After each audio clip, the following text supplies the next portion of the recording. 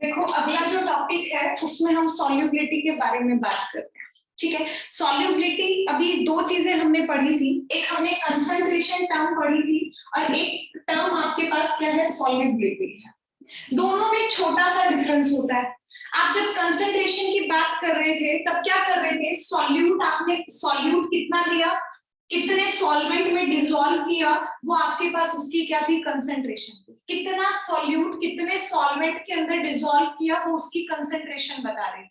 ठीक है, सॉल्युबिलिटी का मतलब क्या है कि मैक्सिमम कितनी अमाउंट आप एक स्पेसिफिक अमाउंट ऑफ सॉल्वेंट के अंदर डिसॉल्व कर सकते हो, वो उसकी सॉल्युबिलिटी कहलाती है। दोनों में ये डिफरेंस आपके पास है। दोबारा सुनो, कंसंट्रेशन का मतलब है सॉल्यूट, कितना सॉल्यूट आपने कितने सॉल्वेंट के अंदर मिक्स कर दिया। मान लिया कि आपने क्या लिया, वाटर बहुत कम लिया, बाकी प्योर आपने क्या ले लिया, मान लिया HCl आपने ले लिया। ठीक है, आप जो मिक्सचर बना रहे हो आप HCl को डिसॉल्व करना चाह रहे हो, मतलब इसको डाइल्यूट आप इसको करना चाह रहे हो। मैंने क्या कहा है, HCl ज्यादा क्वांटिटी में है, वाटर कम क्वांटिटी में है, तो मैं क्या कहती हूँ कि जो सॉल्यूशन आपके पास है वो कंसंट्रेटेड सॉल्यूशन है, मतलब उसकी कंसंट्रेशन आपके पास क्या है, ज्यादा है। अब इसी तरह से अगर मैंने यहाँ पे क्या ले लिया, पानी ज्यादा ले लिया और 1 ml मैंने क्या लगा दिया, HCl को डाल दिया, तो इसका मतलब क्या है कि HCl की कंसंट्रेशन यहाँ पर क्या हो जाएगी, बहुत कम हो जाएगी। ठीक है, इसका मतलब ये कैसा सॉल्यूशन है, डाइल्यूट सॉल्यूशन है। तो कंसंट्रेशन का मतलब क्या होता है कि कितना सॉल्यूट आपने कितने सॉल्वेंट के अंदर मिक्स किया है, वो उसकी कंसंट्रेशन को डिफाइन करता है। सॉल्युबिलिटी का मतलब क्या है कि मैक्सिमम कितना अमाउंट सॉल्यूट का आप एक स्पेसिफिक अमाउंट ऑफ सॉल्वेंट के अंदर मिक्स कर सकते हो, वो उसकी सॉल्युबिलिटी कहलाता है। इसका मतलब क्या है, स्पेसिफिक अमाउंट ऑफ सॉल्वेंट का मतलब है, मान लिया कि मैंने यहाँ पर कितना ले लिया, 10 ml वाटर ले लिया। अब मुझे क्या करना है, सॉल्यूट मिक्स करना है। मैंने क्या किया, शुगर का सॉल्यूशन बनाना चाहा, तो इसका मतलब शुगर को ऐड किया।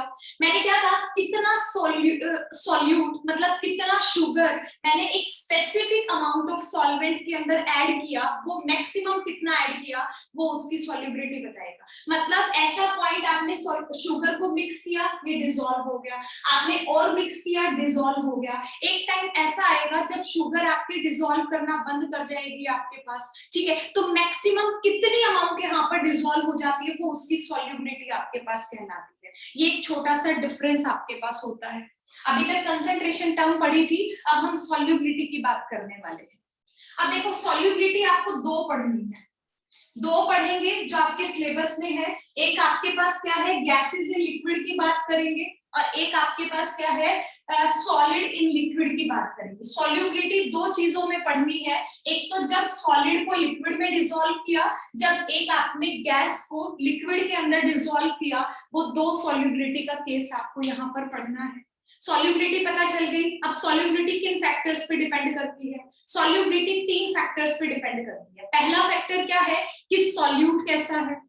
मान लिया कई बार ऐसा होता है ना, सॉल्यूट आपने थोड़ा सा डाला तभी अच्छे से डिसॉल्व हो गया। सॉल्वेंट कैसा है, सॉल्यूट सॉल्वेंट का नेचर कैसा है उस पर डिपेंड करेगा। दूसरा क्या है, टेम्परेचर पे डिपेंड करेगा। थर्ड आपके पास क्या है, प्रेशर पे डिपेंड करेगा। ये 3 फैक्टर हैं जिसपे सॉल्युबिलिटी आपके पास क्या होती है, डिपेंड आपके पास करती है। 3 फैक्टर है, nature of solute and solvent, second आपके पास टेम्परेचर का फैक्टर है, थर्ड आपके पास क्या है, प्रेशर का फैक्टर है। अब देखो दोनों केस हैं, दोनों केस में जो आपके पास वेरिएशन रहेगी इन फैक्टर्स की, फैक्टर्स बहुत इंपॉर्टेंट है यहाँ पर, यहाँ से क्वेश्चन जनरली पूछा जाता है। ठीक है, अब देखो सॉल्युबिलिटी दो आपको केस पढ़ने हैं, एक आपको पढ़ना है सॉलिड इन लिक्विड, एक आपको पढ़ना है गैसेस इन लिक्विड आपके पास। अब दोनों के अंदर ये फैक्टर अफेक्टिंग है वो थोड़ा सा चेंज आपके पास होता है। कैसे होता है, ध्यान से सुनना। सबसे पहला आपके पास जो फैक्टर होता है वो फैक्टर आपके पास क्या है, nature of solute and solvent आपके पास। अब सॉल्युबिलिटी कैसे डिपेंड कर रही है कि सॉल्वेंट का नेचर कैसा है, सॉल्यूट का नेचर कैसा है, वो कैसे डिपेंड करती है, या इसका जो मेन थंब रूल आपके पास होता है सॉल्युबिलिटी का, वो क्या कहता है, लाइक डिसॉल्व लाइक, आपने सुना होगा। लाइक डिसॉल्व लाइक को प्रेफर करता है। लाइक डिसॉल्व लाइक का मतलब क्या होता है कि मान लिया कि अगर मेरे पास कोई पोलर सॉल्यूट है, ठीक है, पोलर मैंने सॉल्यूट लिया, पोलर ही मैंने क्या ले लिया आपके पास, सॉल्वेंट ले लिया। तो अगर दोनों पोलर के हैं मतलब लाइक वाला लाइक डिसॉल्व लाइक, सेम वाला सेम में डिसॉल्व करेगा, वो सॉल्युबिलिटी का रूल कहता है। मतलब अगर आपने किसी पोलर सॉल्यूट को किसी पोलर सॉल्वेंट के अंदर मिक्स किया तो ये आपके पास डिसॉल्व हो जाएगा। लेकिन अगर आपने किसी पोलर सॉल्यूट को किसी नॉन पोलर सॉल्वेंट के अंदर मिक्स कर दिया तो ये डिफरेंट नेचर के आपके पास हो जाएंगे, तो ये क्या करेंगे, डिसॉल्व आपके पास नहीं करेंगे। मान लिया कि आपने जो सॉल्यूट लिया है वो नॉन पोलर आपने लिया और जो सॉल्वेंट है वो भी नॉन पोलर लिया, दोनों सेम आपके पास है, तो ये भी क्या कर जाएंगे आपके पास, डिसॉल्व अच्छे से कर जाएंगे। तो इसका जो थंब रूल आपके पास होता है वो आपके पास क्या है, लाइक डिसॉल्व लाइक है। दूसरा हम क्या कहते हैं कि अगर फोर्स ऑफ अट्रैक्शन जो आपके पास होती है वो आपको सेम देखने को मिलती है। इसका मतलब क्या है, फोर्स ऑफ अट्रैक्शन का, देखो हर कोई भी सॉल्यूट है या सॉल्वेंट है, सबकी आपस में अलग अलग फोर्स ऑफ अट्रैक्शन एग्जिस्ट करती है। जैसे अगर मैंने कहा वाटर के मॉलिक्यूल्स हैं, वाटर के मॉलिक्यूल्स आपस में क्या होते हैं, हाइड्रोजन बॉन्डिंग के थ्रू आपस में कनेक्ट होते हैं। ठीक है, यहाँ पे क्या होगी, हाइड्रोजन बॉन्डिंग आपके पास होगी। अगर आपके पास इथेनॉल है, वहां पे भी क्या है, OH है, हाइड्रोजन बॉन्डिंग देखने को मिलेगी। मान लिया मैंने कहा कि इथेनॉल इन वाटर आपने लिया, क्या ये डिसॉल्व होंगे, क्या ये सॉल्यूबल आपके पास होंगे? तो आप क्या कहोगे, इथेनॉल कैसा है, यहाँ पे फोर्स ऑफ अट्रैक्शन चेक करो, आपके पास हाइड्रोजन बॉन्डिंग है। वाटर में चेक करो, हाइड्रोजन बॉन्डिंग है। अगर सेम फोर्स ऑफ अट्रैक्शन देखने को मिलता है तो इसका मतलब ये आपस में क्या हो जाएगा, डिसॉल्व हो जाएगा। एक एग्जांपल देखो, very famous example general life में, ऑयल प्लस वाटर। जब आप वाटर के अंदर ऑयल को डालते हो तो वो डिसॉल्व नहीं होता। क्यों नहीं होता? क्योंकि वाटर के अंदर हाइड्रोजन बॉन्डिंग देखने को मिलती है और ऑयल के अंदर कैसे फोर्स ऑफ अट्रैक्शन होते हैं, London dispersion force of attraction यहाँ पे वीक आपके पास एग्जिस्ट करते हैं, डिफरेंट फोर्स ऑफ अट्रैक्शन हो जाते हैं, तो ये डिसॉल्व नहीं करता। तो पहला फैक्टर कैसे डिपेंड करता है, दोनों के अंदर सेम रहेगा, चाहे आप यहाँ पर सॉलिड इन लिक्विड के केस में पढ़ोगे, चाहे आप गैसेस इन लिक्विड के केस में पढ़ोगे, पहला फैक्टर दोनों में सेम रहेगा। किस पे डिपेंड करता है, या तो फोर्स ऑफ अट्रैक्शन सेम हो तब डिसॉल्व हो जाएगा, या फिर like dissolve like thumb rule को आपके पास फॉलो करता है। पोलर में पोलर घुलेगा, नॉन पोलर में नॉन पोलर घुलेगा, पोलर में नॉन पोलर या नॉन पोलर में पोलर नहीं घुलेगा आपके पास। तो पहला जो फैक्टर है वो आपके पास ये कहता है। सेकंड फैक्टर के अंदर थोड़ा सा सेकंड फैक्टर बहुत इंपॉर्टेंट हो जाता है। ठीक है, मतलब टेम्परेचर का अगर आप यहाँ पर फैक्टर डिसाइड करते हो कि टेम्परेचर कैसे वेरी करता है, वो थोड़ा सा अलग अलग वे से करता है। अब देखो एक एक करके बात करती हूँ। सबसे पहले क्या है, यहीं पर एक बार मेंशन कर देती हूँ की पॉइंट्स में, आपके पास सॉलिड एंड लिक्विड है। जब आप यहाँ पर टेम्परेचर की बात करते हो तो यहाँ पर दो प्रोसेस आपको देखने पड़ते हैं। अगर एंडोथर्मिक प्रोसेस आपके पास है तो टेम्परेचर अलग वे से वेरी करता है। अगर आपके पास एक्सोथर्मिक प्रोसेस है तो टेम्परेचर की वेरिएशन है वो बदल जाती है। मतलब अगर एंडोथर्मिक होगा तो टेम्परेचर अगर आप बढ़ाते हो तो सॉल्युबिलिटी भी आपके पास बढ़ जाती है। अगर एक्सोथर्मिक प्रोसेस है तो टेम्परेचर बढ़ाओगे तो सॉल्युबिलिटी आपके पास घट जाएगी। मतलब यहाँ पर एंडोथर्मिक के अंदर डायरेक्टली प्रोपोर्शनल रिलेशन होता है और आपके पास एक्सोथर्मिक के अंदर मतलब इनवर्सली प्रोपोर्शनल रिलेशन होता है।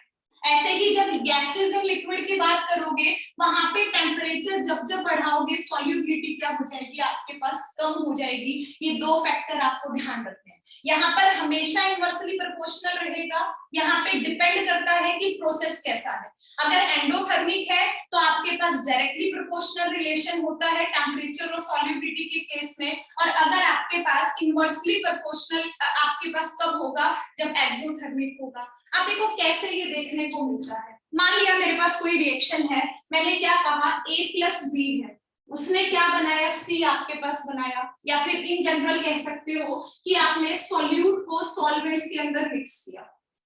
ठीक है, क्या बना, आपके पास सॉल्यूशन बना। अब देखो मैं किसकी बात कर रही हूँ, एक्सोथर्मिक प्रोसेस की बात कर रही हूँ, एक्सोथर्मिक प्रोसेस की बात कर रही हूँ। अब एक्सोथर्मिक प्रोसेस का मतलब क्या है कि यहाँ पर जैसे ही आप सॉल्यूट और सॉल्वेंट को ऐड करोगे तो आपके पास सॉल्यूशन बन रहा है, लेकिन साथ में क्या होगा, हीट भी निकलेगी। इसका मतलब प्लस में क्या हो गया, हीट आपके पास बाहर निकल गई। अब देखो हीट जब भी बाहर निकलती है तो मैं क्या कहती हूँ, डेल्टा एच की वैल्यू आपके पास क्या रहेगी, नेगेटिव रहेगी। एंडोथर्मिक एक्सोथर्मिक प्रोसेस के लिए, क्योंकि हीट आपके पास रिलीज हो रखी है, तो आपके पास डेल्टा एच कैसा रहेगा, नेगेटिव रहेगा। अब देखो एंट्रोपी की अगर मैं बात करती हूँ, चेंज इन एंट्रोपी की बात करती हूँ, डेल्टा एच की बात करती हूँ, तो वो चेक करो पॉजिटिव होगी या नेगेटिव होगी। यहाँ देखो एक सॉल्यूट है, एक सॉल्वेंट है, दो क्वांटिटी है, यहाँ पे क्या बन रहा है, सॉल्यूशन बन रहा है। दो क्वांटिटी से एक क्वांटिटी बन रहा है, मतलब रैंडमनेस क्या हो गई, डिक्रीज हो गई।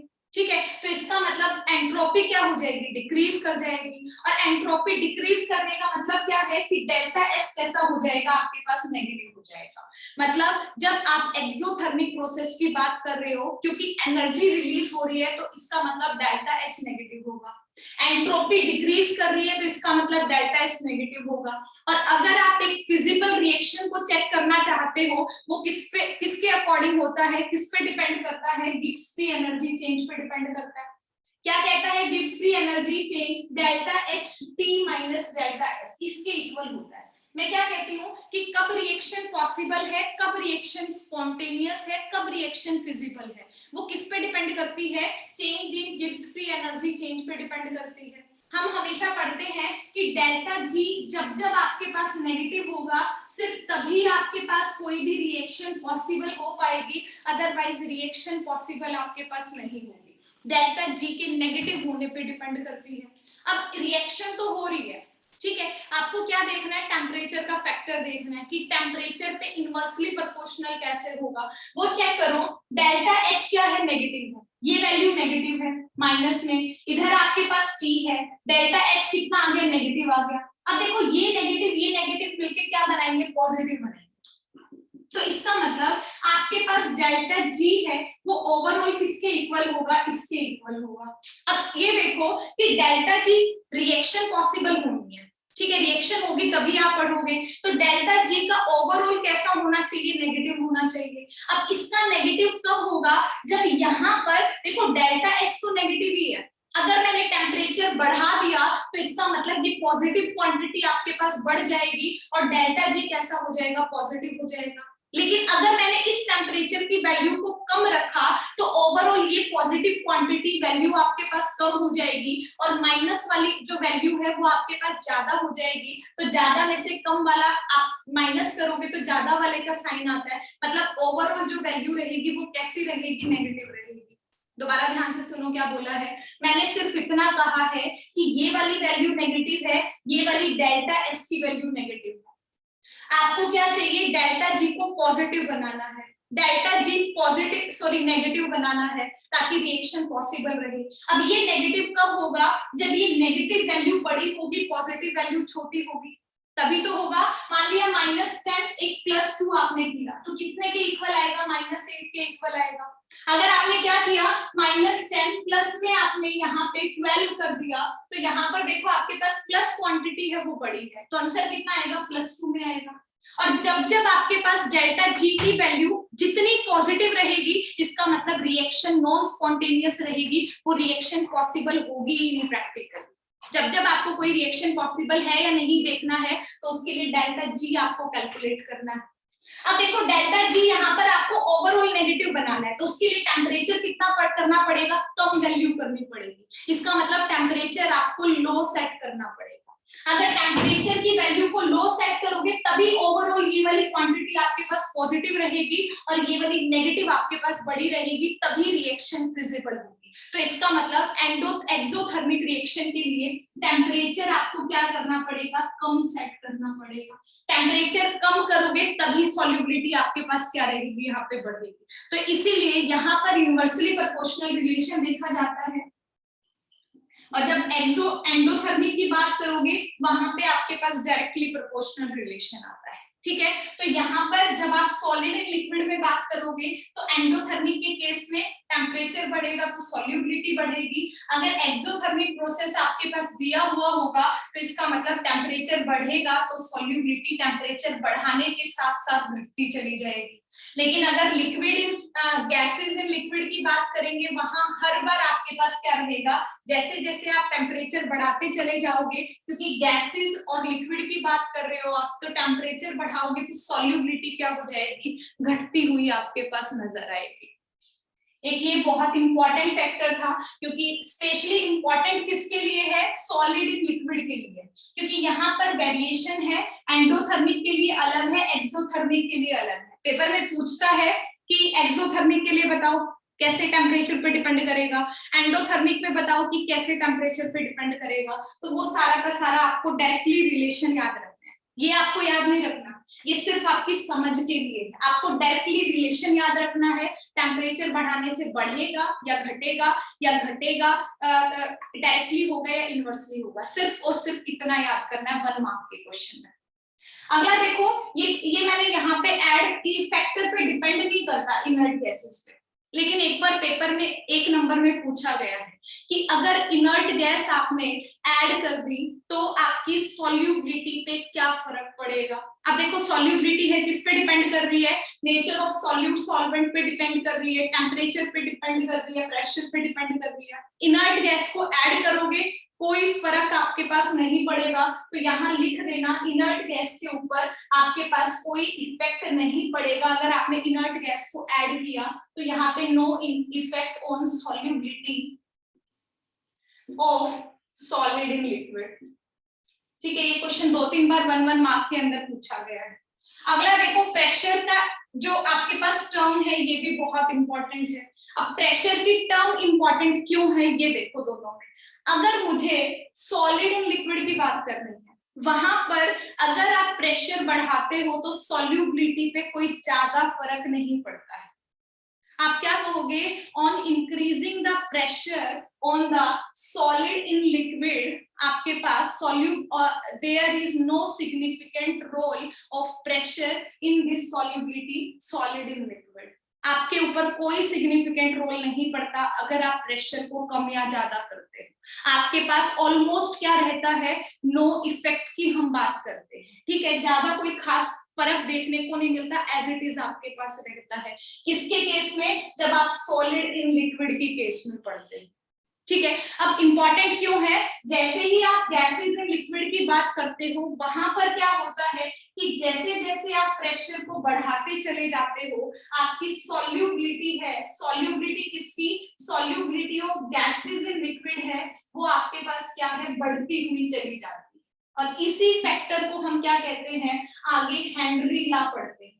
जो हेनरी लॉ है वो इसी प्रॉपर्टीज को लेकर आपके पास बना हुआ है, या फिर ये कहो बेसिकली कि जो हेनरी लॉ है वो यही बात आपके पास कहता है। इससे आगे 1-2 पॉइंट और आपको पढ़ने होते हैं। तो आपका हेनरी लॉ है वो किसकी एप्लीकेशन पार्ट है, solubility of gases in liquid की आपके पास आपका उसी का पार्ट है। आगे जब हम हेनरी लॉ को डिटेल में पढ़ेंगे तो वो इसी वाले फैक्टर से हम स्टार्ट करेंगे। ठीक है, दोबारा सुनो, मैंने सिर्फ कहा है कि सॉलिड इन लिक्विड में बात कर रही हूँ तो प्रेशर का कोई सिग्निफिकेंट रोल नहीं होता, इस पे कोई खास फर्क नहीं पड़ता। लेकिन जब मैं गैसेस इन लिक्विड की बात करती हूँ वहां पर प्रेशर आप बढ़ाते हो तो सॉल्युबिलिटी गैसेस इन लिक्विड की आपके पास क्या है, बढ़ती चली जाती है। एग्जाम्पल देखो, सोडा बोतल्स आपके पास हैं, आप सबको पता है सोडा बोतल के अंदर कार्बन डाइऑक्साइड को हम क्या करते हैं, प्रेशराइज करके बोतल्स के अंदर करते हैं। ठीक है, जैसे ही खोलते हो आपके पास हो जाते हैं अंदर प्रेशराइज। हम क्या करते हैं, प्रेशराइज करके जो गैस की सॉल्युबिलिटी है लिक्विड के अंदर वही तो हम बढ़ाते हैं ना। हम सोडा बोतल्स में क्या करते हैं, CO2 भरी होती है, CO2 को क्या करते हैं, हाई प्रेशर पर हम उसको डिसॉल्व करवाते हैं, मतलब ऊपर से प्रेशर बढ़ाते चले जाते हैं गैस के ऊपर, तो वो गैस लिक्विड में क्या हो जाती है, डिसॉल्व आपके पास हो जाती है। तो वो किसका एग्जांपल, किसकी प्रॉपर्टी है, वो बेसिकली यही वाली प्रॉपर्टी है, या फिर जिसको हम क्या कह सकते हैं, हेनरी लॉ भी बोल सकते हैं। हेनरी लॉ की प्रॉपर्टी है जो हम अगले लेक्चर में पढ़ेंगे। इस एग्जांपल से आप याद कर सकते हैं।